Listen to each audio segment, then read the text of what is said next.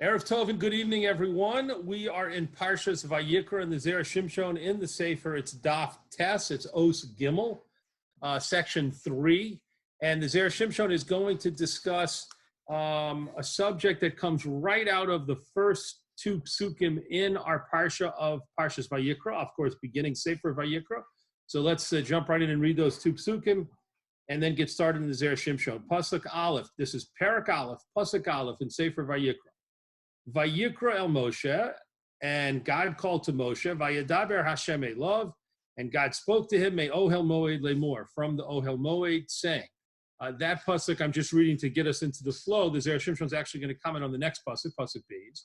Daber el Bnei Yisrael, speak to Bnei Yisrael, Ve'amarta Alehem, and you should say to them, Adam ki yakriv mikem, a man who will bring from among you, Korban Lashem, an offering to Hashem, min ha-behema, min ha-bakar, umin hatzon, from the domesticated animals, from the cattle, that's a bakar, umin hatzon, and from the flock, takrivu es korbanchem, you should bring your offering. And then, of course, the Torah goes on to describe different kinds of sacrifices, different types of korbanos, and different types of rules and laws, halachot, for those and procedures for those korbanot. So let's look at the Zera Shimshon, who's going to start with telling us Rashi's comments on this pasuk, and then get into analyzing Rashi's comments.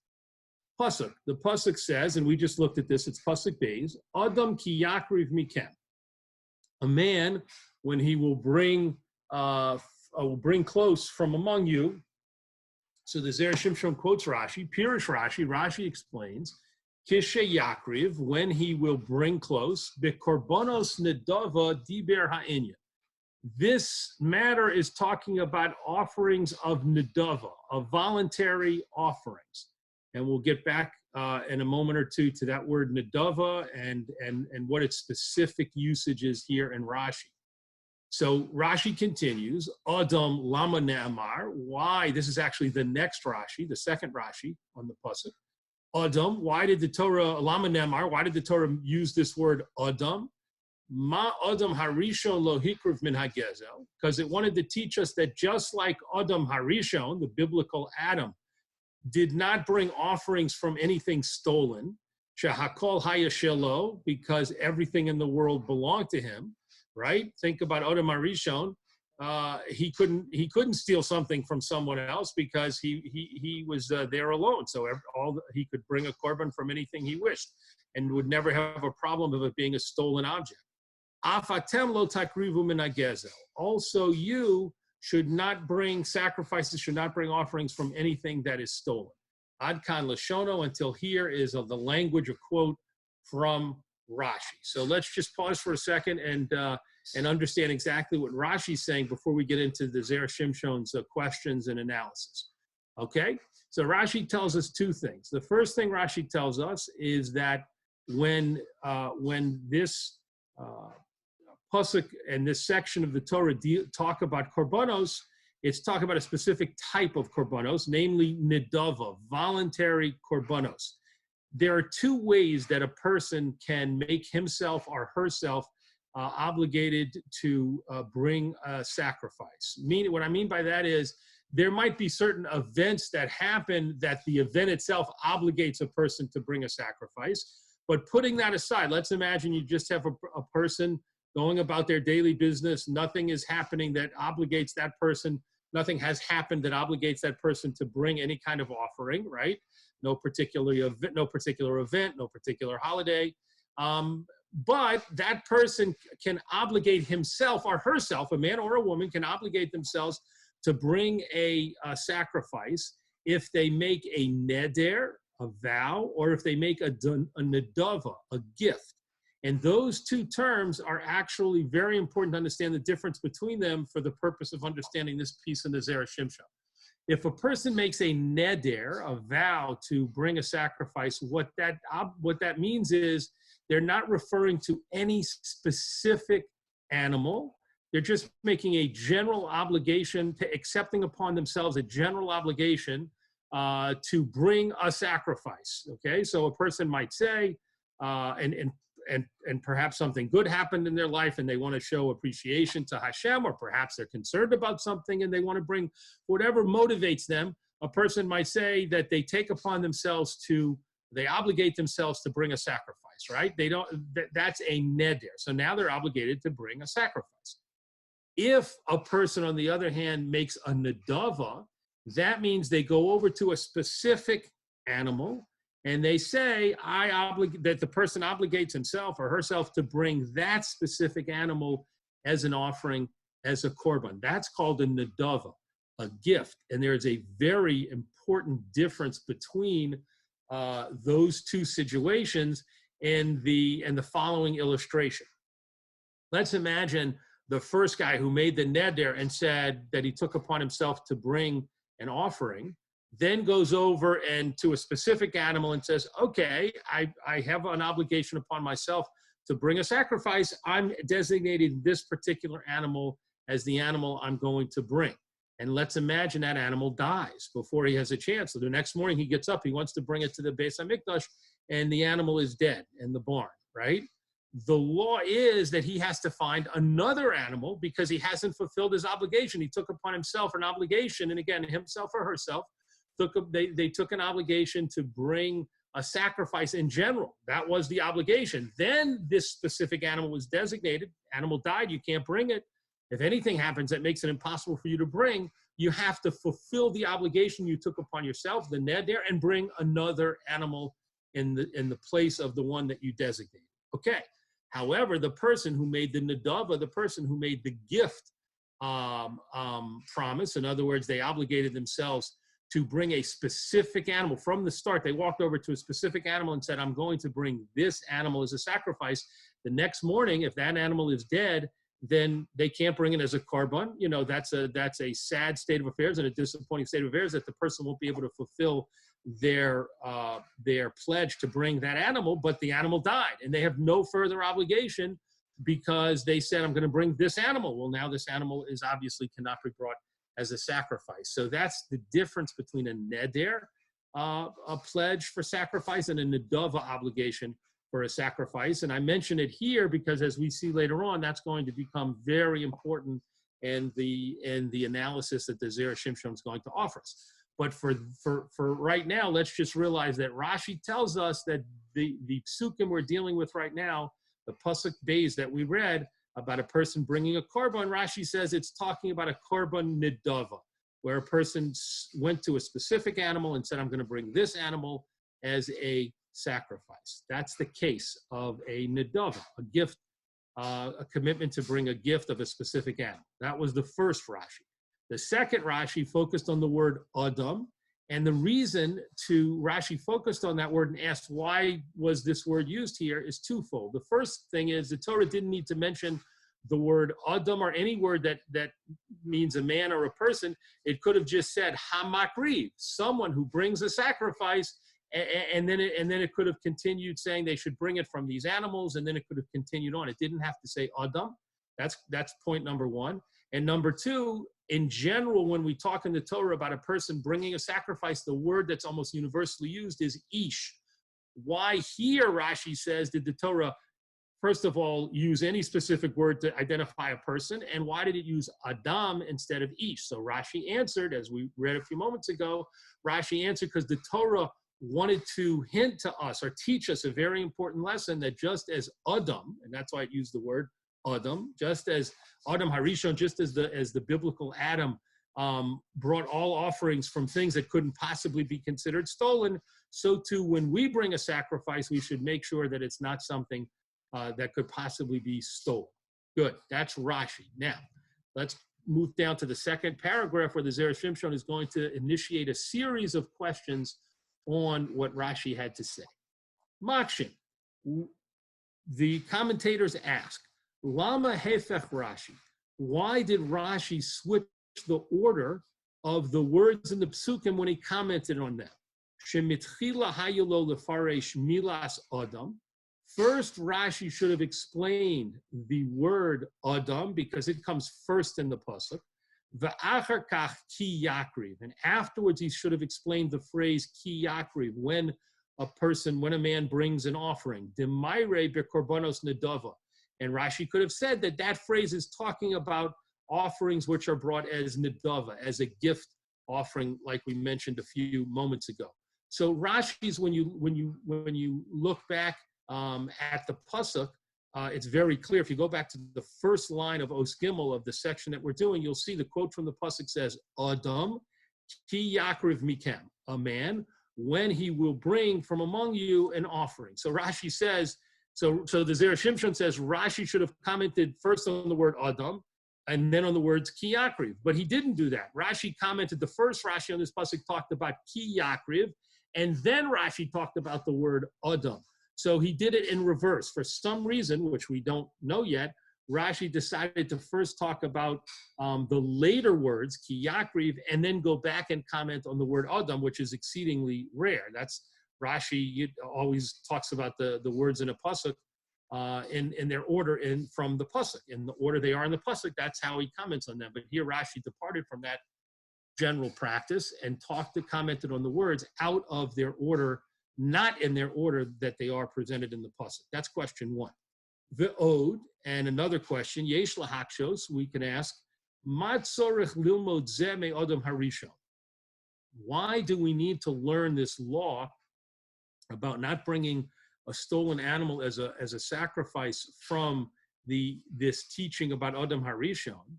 V'halo b'toras kohanim, if we look in the midrashim on sefer Vayikra, each book of the Chumash has a specific book of midrashim, a different, unique book of midrashim about it when it talks about the halachot, the laws of that that are in that sefer, in that book of the Torah. And the one on Vayikra is called Toras Kohanim, or it's also called maybe more commonly Sifra. So it says, V'halo b'Toras Kohanim, in the Medrash on Sefer Vayikra, Amru, Chazal, the rabbi said, Korbano. It's from another word. It's from the word his sacrifice in a different pasuk. Lahotzi as hagazol. This tells us to exclude animals that are stolen. So the Zera Shimshon is saying, why did the Torah need to put in this word Adam here in pasuk Beis of Sefer Vayikra to teach us that we shouldn't bring stolen korbanot when the Medrash on Sefer Vayikra says it actually comes from a whole different pasuk where the Torah uses the word korbano, his sacrifice, and this excludes a stolen sacrifice because the Torah could have used the word sacrifice without saying his sacrifice. Why did it emphasize his sacrifice in that other pasuk? To teach it must be his. It must be owned by the person bringing the sacrifice, which would exclude something stolen. So why do we have this teaching if we actually have that other teaching? The Ode, Kra, and there's actually a third pasuk that teaches us not to bring a stolen sacrifice. See, it is written, and this pasuk doesn't come from the Torah. It comes from Sefer Yeshayahu, and it says, Sone Gezel Be'ola. God hates stolen things when they are brought as burnt offerings, as sacrifices. So that pasuk clearly talks about God not wanting us to bring a stolen sacrifice.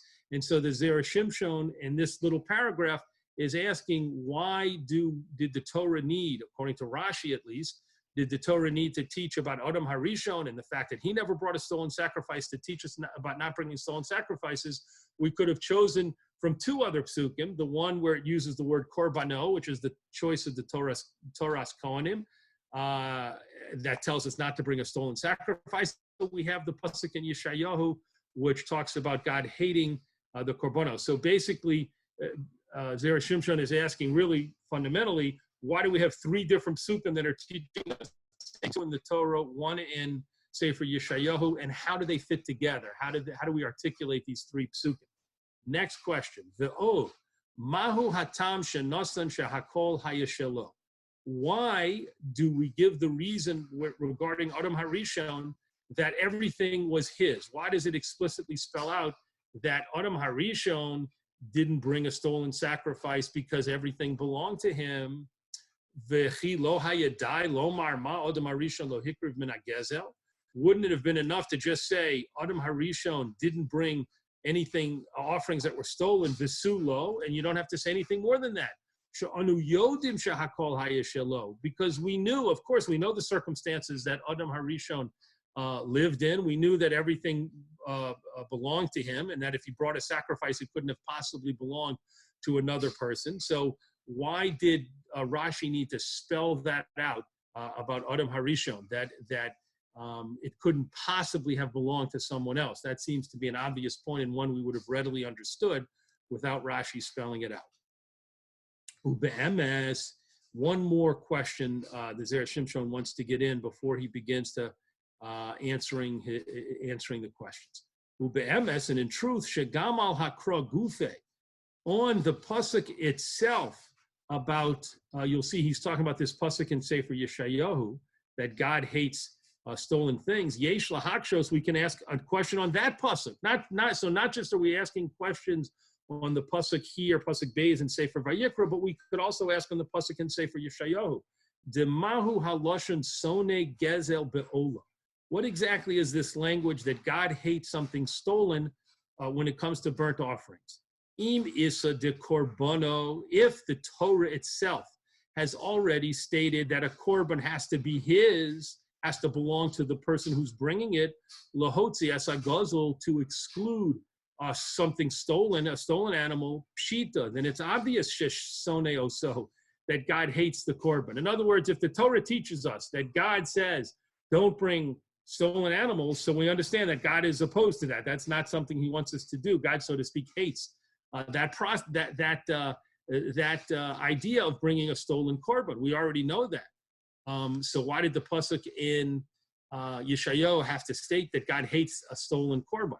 The ode, and more so, lo yechashev lo klal lekorban. From that pasuk about korbono, from that teaching about it has to be his sacrifice in order to be valid, we see that if you bring a stolen sacrifice, it doesn't count at all for the person who brings it. Umidichsiv sone gezel ba'ola, from the words, the phrase of God hates a stolen sacrifice, nira, it might appear shehagam shehu korban, even though it could be brought as a sacrifice, afal pichein sone osa. Even so, God hates it, which is a different implication, meaning that from the pasuk in the Torah, I would say, if a guy brings a stolen sacrifice, it doesn't count at all. It has to belong to him. Ownership has to be, a clear ownership has to be established. However, from the pasuk in Yeshayahu about God hating a stolen korban, it implies, it almost seems to say, a stolen korban can be brought, but God hates that. God isn't going to view that with favor for people who do that. So therefore, that's a little bit of a different kind of direction, a little bit of a different meaning. And therefore, this thing also requires explanation. So let's pause here to see what's happened. The Zera Shimshon started with the pasuk right there, pasuk Beis, right at the beginning of our Parsha of Vayikra, and then he brought in Rashi's commentary, and then he asked a series of questions on Rashi's comments. Why were they out of order? Why did Rashi address the words out of order? Why did it specifically need to teach about a stolen korban here when we have a pasuk, seemingly, you might say, a more clear, a more precise teaching from the word korbano later on?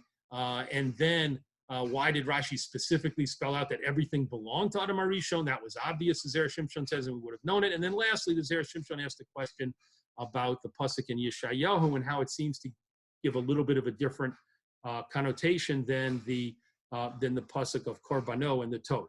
So now the Zera Shimshon is going to build a concept, build a theme to answer all the questions.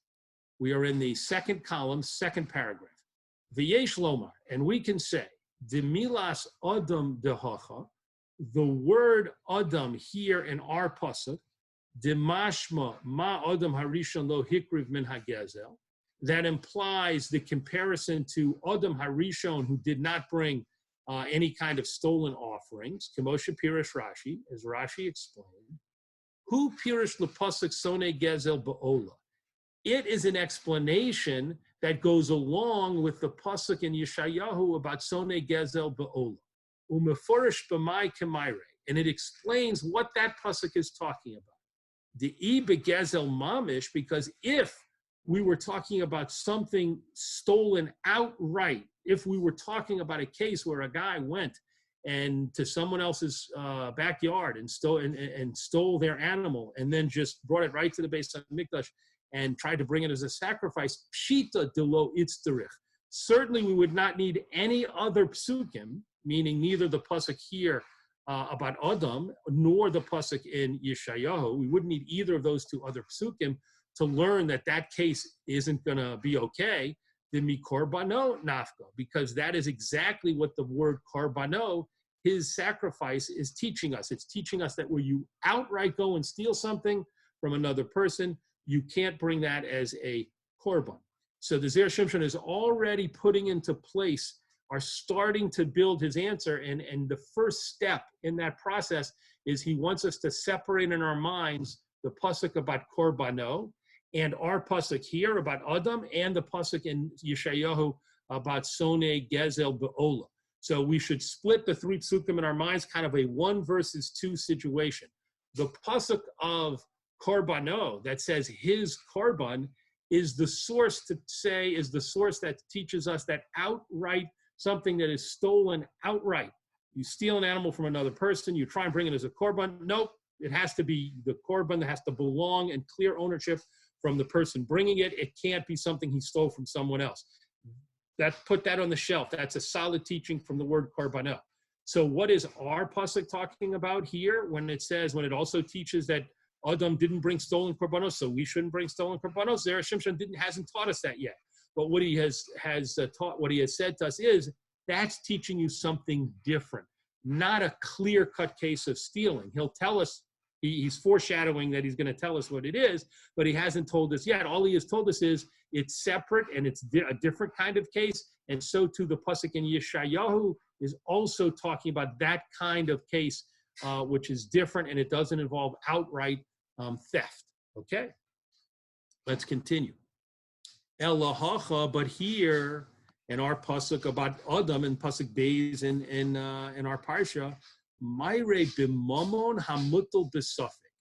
It's talking about money that stands in a situation of doubt, or property, in this case an animal, that stands in doubt, meaning it's not an outright theft where person A took something that clearly belonged to person B. No, that's not what we're talking about. We're talking about where the money or the item, or in this case the animal, was mutal b'safek. It was standing in a case of doubt, and he's going to explain what he means. And we say in those cases, hamotzi mechavero olav haraya. This is a rule that's brought in the Gemara. He's going to quote one of the Gemaras that discusses it in a moment from Bava Metzia, which means that in certain circumstances, if there is a doubt about who owns money or property, in certain situations, the Gemara teaches us, we say that whoever possesses it, whoever owns that property or that money right now, stays with them, and the other person who is seeking it and thinking that it belongs to them, they have to bring a proof. They have to bring proof to take it away from the possessor, from the person who owns it, the person whose property the object or the money is in. That's called hamotzi mechavero. If you want to take something out from your friends or from another person's property, olav haraya, then it's on you, it's on that person who's claiming it to bring a proof in order to be able to do that. And if the person can't bring a proof, then the property stays where it is, with the person who presently owns it. Kigon, for example, hahid de perak chesta mitzia, as we see in the 8th parak of Bava Metzia, in the following case: hamachlif para bechamor. A person exchanges a cow for a donkey. We'll get into that in a moment. The yolda, and the cow gives birth. And the cow gives birth at a time when no one knows exactly when that happened. We'll explain the case in a second. Ze omer misha lakachti. The buyer says, the person who owned the donkey and was exchanging his donkey for the other person's cow says, misha lakachti. I claim that the cow gave birth after I bought it, after I purchased it. You took my deed, I took the cow, and after that, the cow gave birth. So therefore, why is that an important claim? Because that means that that person would get both the cow and the calf that was born. V'zeh omer ad bacharti. And the person who owned the cow, the original cow, who was involved in exchanging his cow for a donkey, says, ad shalom macharti. No, before I sold the cow to you, before I exchanged my cow for a donkey, the cow gave birth to a calf, and that calf therefore belongs to me because we hadn't yet exchanged our two animals. Case, according to the sages, the person who owned the donkey and is saying the owner of the cow, that cow that's in your stables and that has a calf next to it right now, I want both of those things because they both belong to me.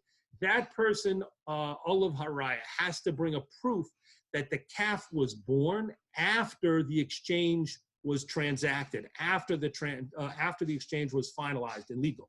V'chein per pasuk b'Shulchan Aruch, and this is the way this case is decided in the Shulchan Aruch, in the Code of Jewish Law, Siman Reish Chav Gimel, V'ayin Sham, and look over there. So let's go back and understand exactly what happened in this case, and let's imagine we have. I'll use myself. Let's imagine that I own a cow, and I want to exchange my cow for another guy's donkey, right? Perhaps I have lots of cows. I have a dairy farm with lots of cows, and this particular cow maybe isn't producing as much milk as it used to, but I see a guy with a nice, strong, sturdy donkey, and so I say, hey, how do you feel about exchanging my cow for your donkey? The other guy has plenty of donkeys, but he could really use a cow. So he says, yeah, let's make the deal. So we make the exchange without the cow being present, okay? For example, let's imagine we're standing there, I'm standing next to him, and he has his donkey with him. So we can do the exchange with the cow in my barn, and the donkey's right here. He gives me the donkey. I take the donkey away from him. I perform a kinyan. We make an exchange, a legal exchange, and now I own the donkey, and he owns the cow. When we go back to the barn, we see that a calf has been born during the time that we were talking and schmoozing and finalizing the exchange. It is impossible in this case to know, unless there are witnesses, but it's impossible for the two of us who weren't present, we weren't in the barn, it's impossible for us to know exactly when the cow gave birth. And again, that's a crucial piece of information, because if the cow gave birth before the exchange, it's my calf, and only the cow goes to the donkey owner or the previous donkey owner. If the cow gave birth after we finalized the exchange, well, as soon as we finalized the exchange, I became the owner of the donkey and he became the owner of the cow. And then if the cow gave birth after that, then it's, of course, his calf. So what happens in that case? The person trying to take away the cow's in my barn, the guy, the original owner of the donkey who wants to take the cow from me, has to bring proof. For example, witnesses. If there were people in the barn who saw when the cow gave birth and they knew exactly the time that happened, he has to bring proof that the cow gave birth after the exchange was finalized. If he can't do that, if there were no witnesses and he has no proof, then I keep the cow and the calf because of this rule of hamotzi mechavero olav haraya. The guy who's trying to take it away from me, he has to. In this case, we're referring to the calf in the barn, and he wants to get that from me. Of course, he gets the cow. He exchanges his donkey for the cow. But if he also wants to get the calf, he has to bring proof. And if he can't bring proof, he doesn't get the calf. The calf stays with me. The im kain, and if so, zeh ha'egel hanolad, this calf that was born, b'reshuso shel mocher, in the possession, while in the possession of the seller, in the property of the seller, hu shelo, it belongs to the seller. V'lama hu shelo, why does it belong to him? Lefisha ein lechavero raya, because his friend doesn't have a proof that he can bring that shows that the calf should belong to him. Aval in hachinami. However, we all have to agree, efshar shehu shel halokeach. It is definitely possible that the calf belongs to the purchaser, and by purchaser we mean the guy who owned the donkey and exchanged it for my cow. It is certainly possible that he's the owner of the calf. We have no information either way. Shenolad la'achar shalokach, because maybe the calf was born after he made the exchange. V'have gezel biyad hamocher, in which case you could claim that the calf is stolen property in the hands of the seller. That's me. Let's think how you could claim that. I'm holding on to this calf because the person I made the deal with, the transaction with, the original donkey owner, doesn't have enough proof to prove that the calf was born after we made the transaction. But that's only a legal principle. That doesn't mean that factually speaking, the calf belongs to me, because the calf actually could have been born after we made the transaction, and then it would 100% belong to the donkey owner, and the person would then, and he would therefore get the cow and the calf. However, we don't say that. We allow me to keep it. But if it's really the donkey owner's and I'm holding on to it, I have property that belongs to someone else. Ve'im hamocher mevi zeh ha'egel lekorban. And if the guy who sold his cow, in the case I described, that would be me, the original cow owner, let's say I now want to bring the calf as a sacrifice. I'm sorry, lekorban chovaso. I want to bring a calf to fulfill an obligation that I made. Hai vadai lo nismai mikorbano. This certainly, we certainly can't say that I'm not allowed to bring this as a korban. Shahari eno gozel. It's not stolen from the viewpoint of the law.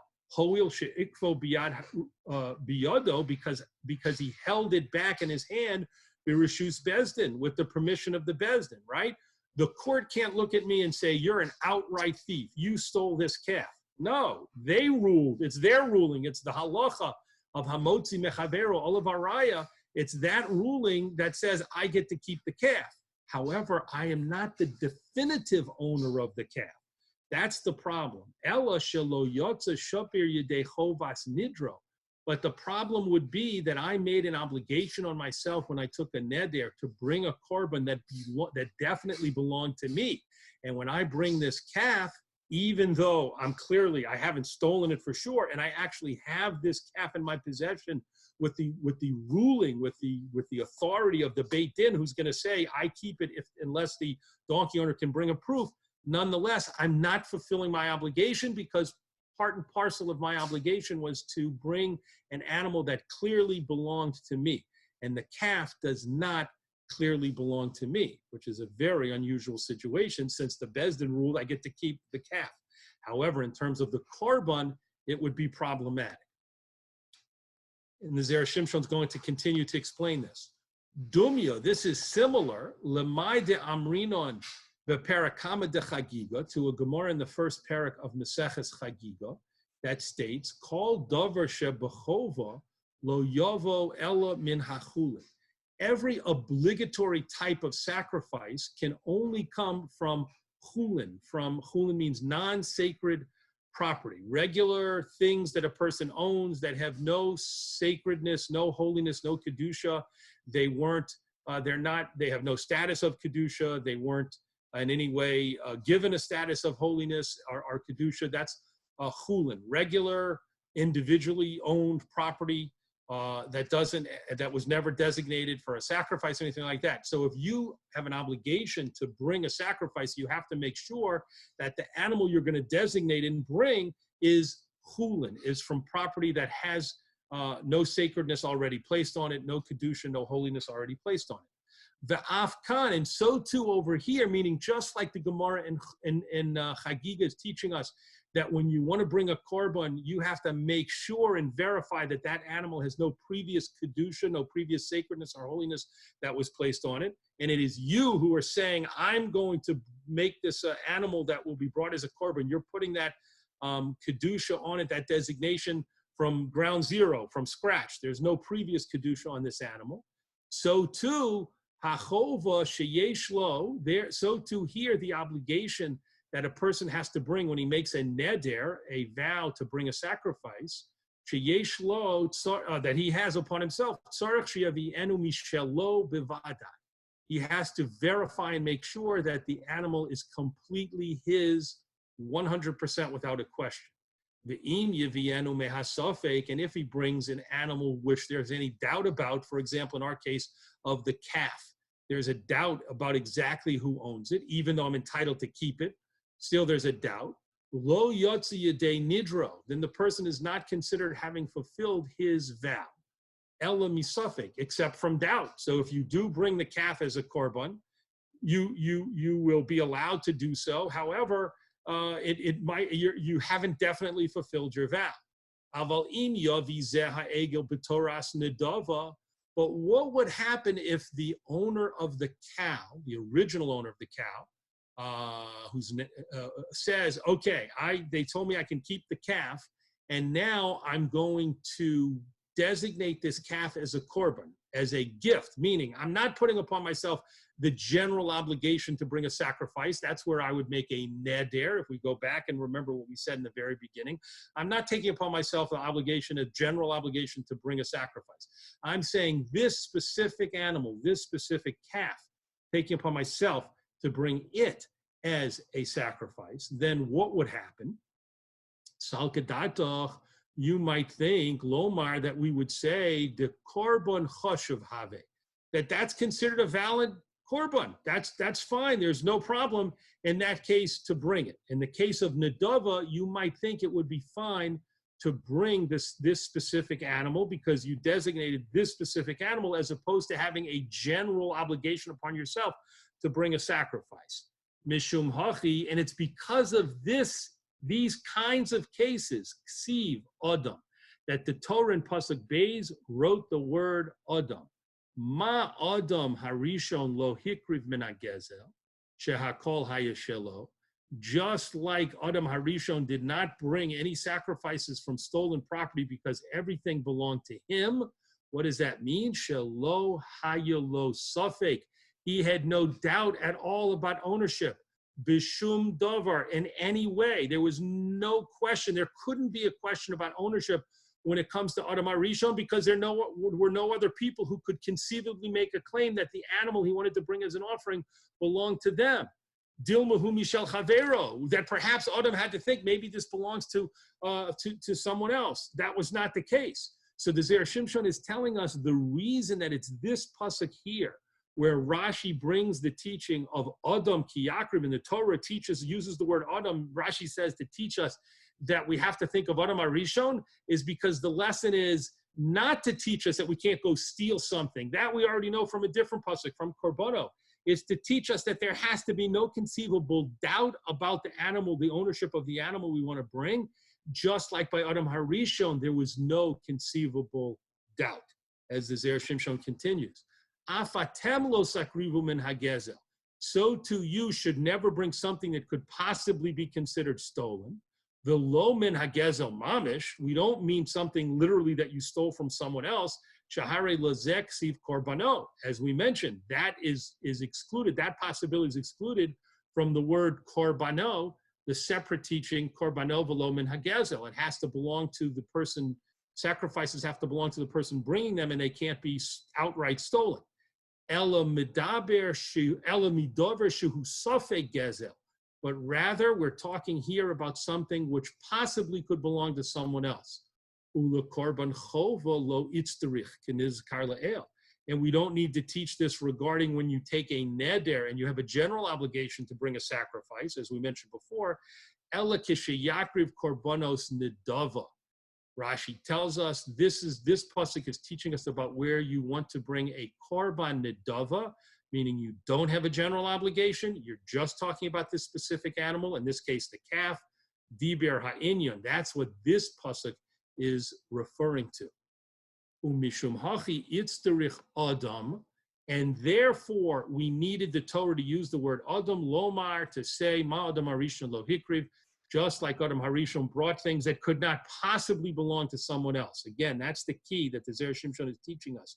That the teaching of Adam is, it's not only that we can't bring a korban which we've stolen, but we can't even bring a korban, in this case, which Bezdin said we get to keep because it could possibly belong to the other guy. That's the chiddush. That's the new law, the extension of the law of not bringing something stolen, to the point where even if there's any doubt at all that it might not be mine, that I might not have 100% clear ownership, then I can't bring it as a korban. V'af hakosav shel sonei gezel ba'ola. And so too, that pasuk in Yeshayahu about Hashem hates stolen things. And when you bring sacrifices, Mayre b'kigon zeh, it is also talking about these kinds of doubtful ownership cases. Sha'afal pi she'im heviu habe korban kosher. And a case like this, as we mentioned a few moments ago, the Beis Hamikdash would allow you to bring that animal as a korban. Why? Because you could produce a letter from the Beis Din saying, here's what happened with the cow and the calf and the donkey, and because of the rule of Hamotzi Mechaveru, all of Araya, and the other guy, the owner, original owner of the donkey, can't bring a proof. I can bring a letter that says this calf, I get to keep this calf. So the Beis Hamikdash would say, okay, if you get to keep this calf, and you have a letter proving verifying that, you can bring it as a korban. Nonetheless, im kol zeh, nonetheless, hoil shehu safek she'enu shelo, since there is a doubt about the ownership, because as we said, the owner of the donkey might actually be, the original owner might actually be the true owner if the cow gave birth after the transaction. HaKadosh Baruch Hu sono, HaKadosh Baruch Hu hates that korban. So the Zera Shimshon has developed for us, again, an idea that takes us way beyond what we thought the original teaching was. And let me explain. We thought the original teaching was that you can't bring something stolen. So the Zera Shimshon, of course, confirms that. And he says that is absolutely true. There's no doubt about that. And that's a separate pasuk. That's not what we're talking about here in pasuk Beis of Parshas Vayikra. No, that's the word korbono, and that teaches us if you have an outright stolen, you steal something from an animal from another person, you can't bring it as a korban. Great, that's true.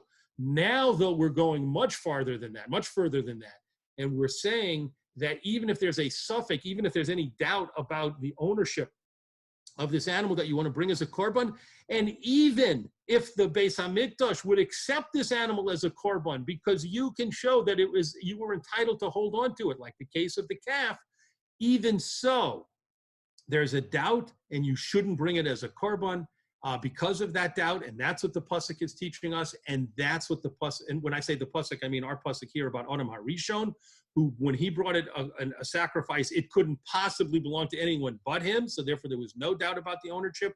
So too, that's true of all the korbanos that we bring, and if a person does bring a korban from something with doubtful ownership, the pasuk in Yeshayahu comes along to say Hashem hates a korban like that.